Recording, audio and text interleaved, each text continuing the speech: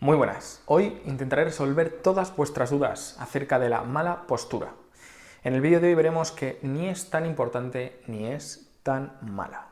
Así que... dentro vídeo.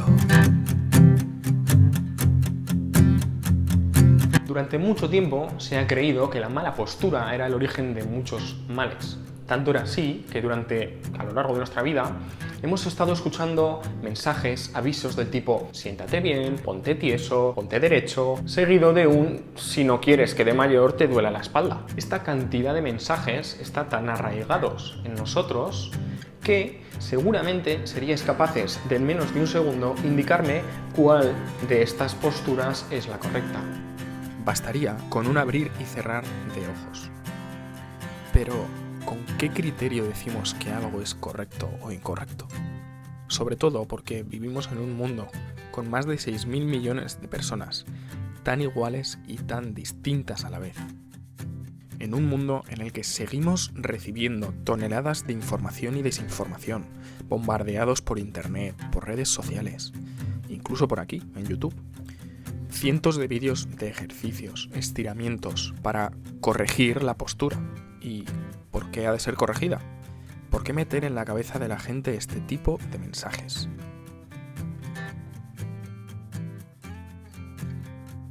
Es tan cliché y durante tanto tiempo ha sido así, y es que estamos tan mal acostumbrados a cuestionarnos las creencias establecidas que una mentira 1000 veces repetida se convierte en verdad.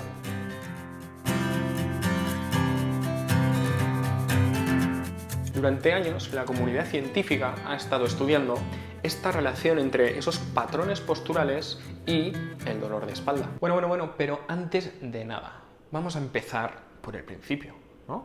Vamos a empezar por lo básico, por lo esencial. ¿Qué es la postura?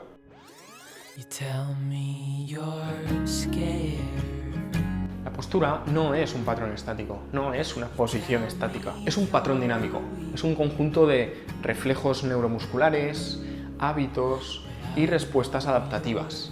A ver, en cristiano, por favor. Es decir, la postura es la consecuencia de una continua activación y reajuste y recompensación de la musculatura estabilizadora, que es, por cierto, una actividad completamente autónoma, completamente inconsciente.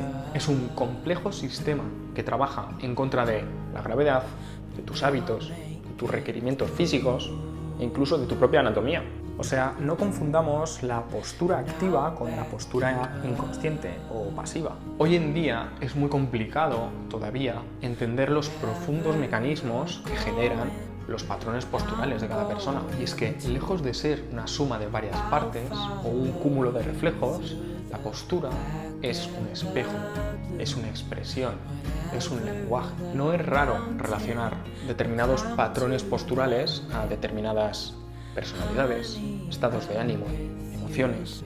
La postura puede transmitir sumisión, dominancia, felicidad, tristeza, valentía, miedo. Tampoco es extraño observar que en determinados contextos socioculturales se repita un denominador común, y es que creer en la postura como una simple consecuencia de sentarse bien o mal, de tener grupos musculares más acortados que otros, termina siendo una creencia bastante pequeña y profundamente sesgada. De todas formas, en este vídeo nos centraremos solamente en esa parte estructural, en esa parte musculoesquelética, para intentar comprender la postura desde ese punto de vista. No entraremos, al menos de momento, en ese profundo potencial que tiene esos aspectos psicológicos o sociales asociados a los patrones posturales. En este vídeo hablaremos únicamente de los adultos, hablaremos de los estudios que han tratado a adultos, porque para los jóvenes y los adolescentes haremos otro vídeo aparte. Así que bueno, ¿qué dice la ciencia de todo esto? ¿Podemos asociar a malos patrones posturales con dolor de espalda? Ahora veremos. Empecemos con los que estudian las posiciones en sentado. 3 viejas revisiones sistemáticas ya nos dijeron entonces que la sedestación prolongada ni era factor de riesgo ni estaba asociada al dolor lumbar. Es más, el año pasado salió un estudio que decía que en personas con dolor lumbar que tenían trabajos físicos tipo mantenimiento, tipo cadenas de montaje, sentarse durante periodos más largos de tiempo les era al final beneficioso. Con respecto al dolor del cuello, en una revisión hecha en el 2018, se observó que existía relación en trabajadores que permanecían más de 6 horas enfrente del ordenador o trabajadores que adoptaban posturas estresantes durante más de 1 hora sin hacer descansos regulares. Ahora pasemos a analizar las posturas de pie.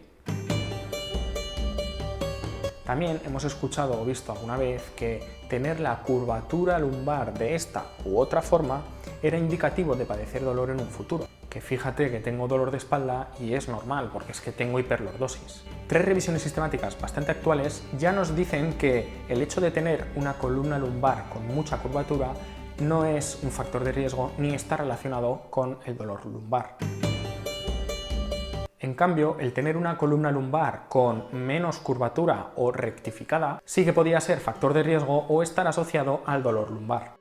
Además, en este estudio hacen una interesante reflexión. Es contradictorio que las curvaturas lumbares sean a la vez un componente esencial en la ergonomía de la postura erguida y la causa de dolor lumbar.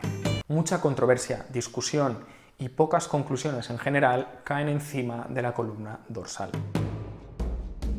Los últimos hallazgos indican que la curvatura dorsal no está relacionada con el dolor cervical, aunque insisten en la necesidad de estudiar más a fondo, con más y mejores estudios, para poder incluir o rechazar del todo la cifosis dorsal / joroba como factor de riesgo del dolor de cuello. Ni siquiera con el dolor de hombro, tal y como se había pensado siempre. Una revisión del 2016 desmintió que la curvatura cifótica estuviese relacionado con el dolor de hombro, ya que no encontraban ninguna asociación. De todas formas, en el estudio incitan a la moderación. Insisten que no se puede sacar grandes conclusiones debido a la falta de buenos estudios. Con respecto a la columna cervical, en 2017 sale una revisión que da un paseo narrativo a través de toda la evidencia científica que hay en una línea cronológica. Tras mucha controversia y pocas conclusiones, los autores finalizan con una reflexión. Para todo lo demás es ciertamente complicado encontrar respuestas definitivas, considerando que el dolor es un fenómeno biopsicosocial y probablemente un problema bastante complejo para reducirlo a unas simples medidas, sin importar lo sofisticadas que sean y lo bien hechas que estén. Al año siguiente, los científicos dijeron, vale, vamos a ver qué tienen en común todas las personas con la cabeza adelantada que acaban generando dolor. Observaron que la disminución del ángulo cráneo-cervical y la limitación de la movilidad hacia la flexión podían ser factores predictores de desarrollar un dolor cervical. Ese mismo año salió un estudio, una revisión sistemática, que analizaba toda la evidencia que había del uso del smartphone. Observaron que rangos máximos de flexión y posiciones de cabeza adelantada prolongadas en el tiempo estaban en efecto relacionadas con dolores en la zona. Al año siguiente sacaron un estudio en el que comparaban sujetos sanos con pacientes con dolor lumbar, o sea, con dolor cervical, en el que medían y comparaban la curvatura que tenían de la cervical. Los resultados no mostraron ninguna diferencia significativa, excepto un pequeño ángulo, en concreto de la vértebra torácica 1,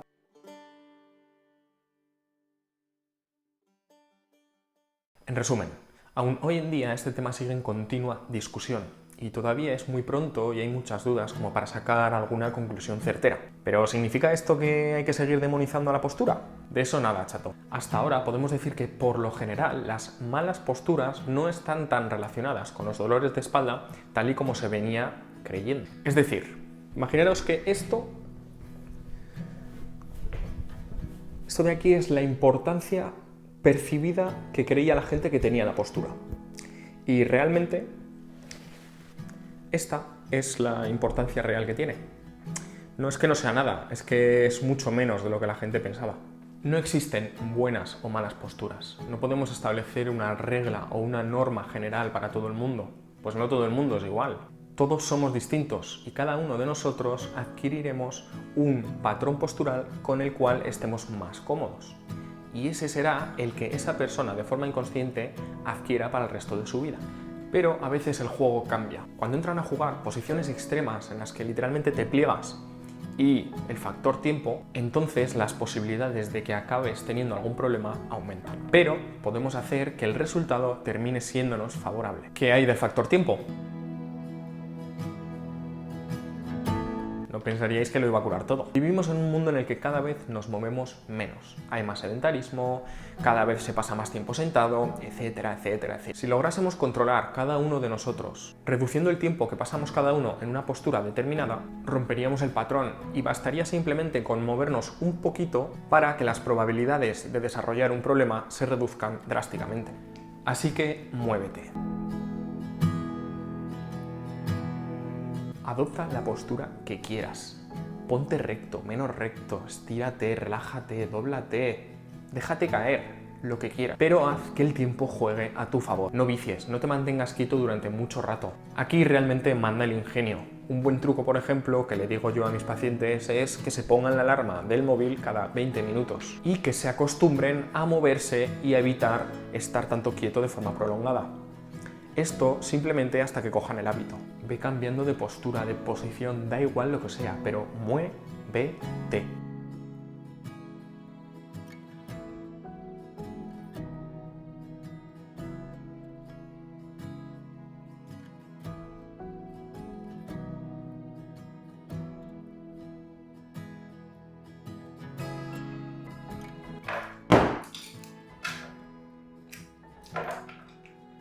Joder, Galeno. Cada día estás peor, tío. Muy buenas. Hoy veremos... Joder. Muy buenas. Que mi dolor de espalda es normal porque, fíjate, padezco hiperdolor. La postura puede transmitir felicidad.